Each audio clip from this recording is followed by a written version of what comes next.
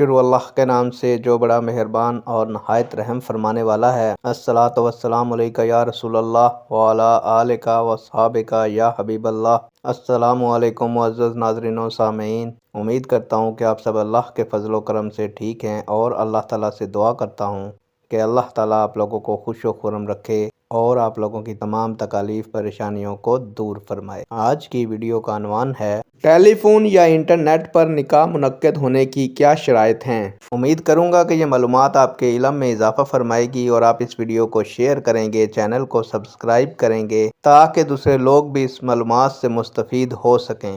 بڑھتے ہیں ویڈیو کی جانب۔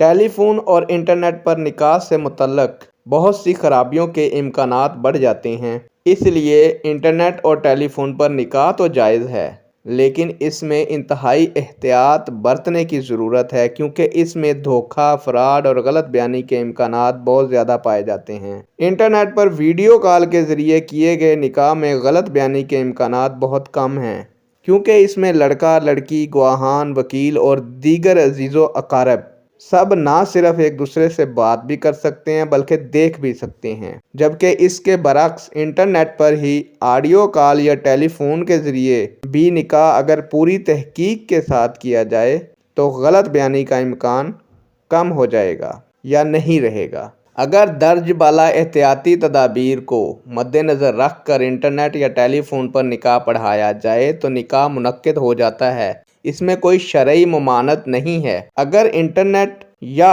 ٹیلی فون پر کیے گئے نکاح میں کسی فریق کی طرف سے بھی کوئی دھوکہ، فراڈ یا غلط بیانی ثابت ہو جائے تو یہ نکاح فضولی کی طرح زوجین کو قبول یا رد کرنے کا اختیار ہوگا۔ فریقین آزاد ہوں گے کہ جہاں چاہے اپنی رضا مندی سے نکاح کر سکیں گے۔ نیک دعاؤں کے ساتھ آپ سے اجازت چاہوں گا۔ اللہ تعالیٰ آپ کا اور میرا حامی و ناصر ہو۔ اللہ حافظ۔